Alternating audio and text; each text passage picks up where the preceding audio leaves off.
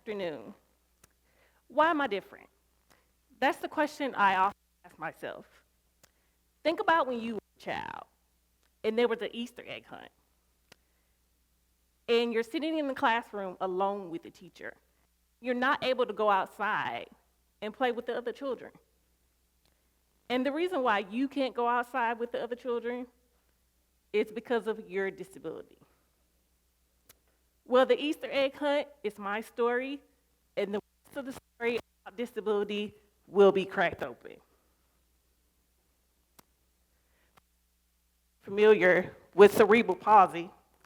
Cerebral palsy is marked by a condition that has a lack of muscle control, and it also causes.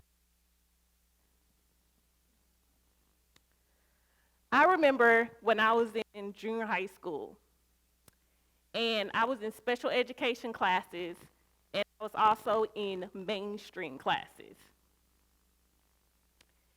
And there was a special hallway for people with disabilities, and every time I would try to run down that hallway as fast as I could to make sure that the other students didn't see me. Well, unfortunately, the other students did see me. And it was a lot of laughter from them, and it was shame for me.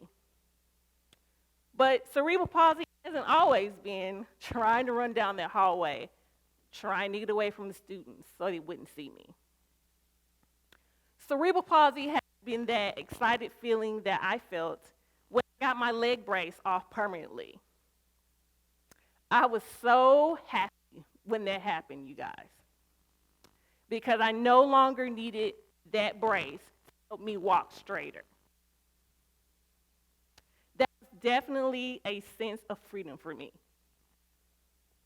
Speaking of a sense of freedom, I attended prom.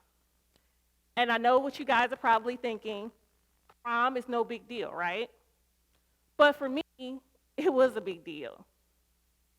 My prom date picked me up from my house, and we drove to prom. And I was a little worried and concerned because I have a weaker right leg. So I was worried about the dancing part of it. And everyone's at the prom, they're having a good time, and I'm like, should I dance, should I not dance? But I tried out dancing, and thankfully, it worked out well. But sometimes, when you have inclusion, and inclusion is something that I've always wanted and strived for, I can remember another time where I used to work for SIUC Carbondale, and I was a student leader. Now, in the first year, I was the only student with a physical disability. But something happened that I wasn't aware of. I had to walk backwards during the campus tours all the time. We couldn't walk forward. So that was another thing that was really worrisome, and I was kind of afraid. So I'm walking backwards, and thankfully, I did not fall on my face. Thank goodness. Thank goodness that didn't happen. But the other student leaders were very supportive of me and very accepting, and that was great. But sometimes when you don't have that sense of belonging, depression can happen with people with disabilities. Did you guys know that studies have shown that people with disabilities are 2 to 10 times more likely to have depression? Now, why do you think that is? Do you think it's because of social isolation, or do you think it's because of the stigma of just having a disability? That's really something to think about. I can remember another time where I had to go to a CPR certification class for a job. My coworker and I went to the CPR, and the instructor tells me upon arriving, she asked me actually, "Are you going to be able to participate in the class today?" I said, "Sure I can." Well, why not, right? So she said, "Okay." So the people in the class, along with myself, were about to put our CPR dummies on the floor. And the instructor tells me, well, you don't have to put your CPR dummy on the floor. You can use the desk. So I looked at her with a kind of strange look, like, okay, well, sure. But in my mind and in my head, I was thinking to myself, well, why can't I use the floor just like everybody else? I have no problem with that.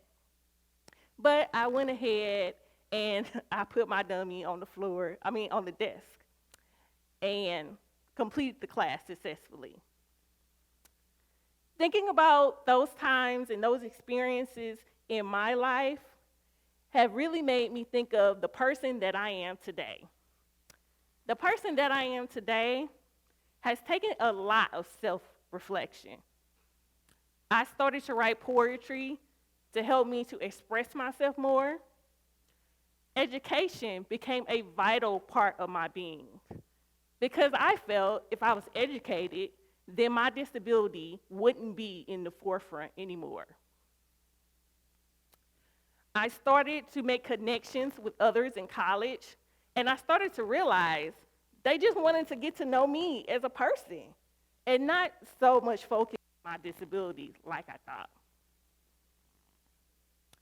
I realized that my disability does not hold me back from what I want to achieve in my life. Finding the strength to move past my insecurities about my disability has helped me to feel as though I can survive anything. Thank you.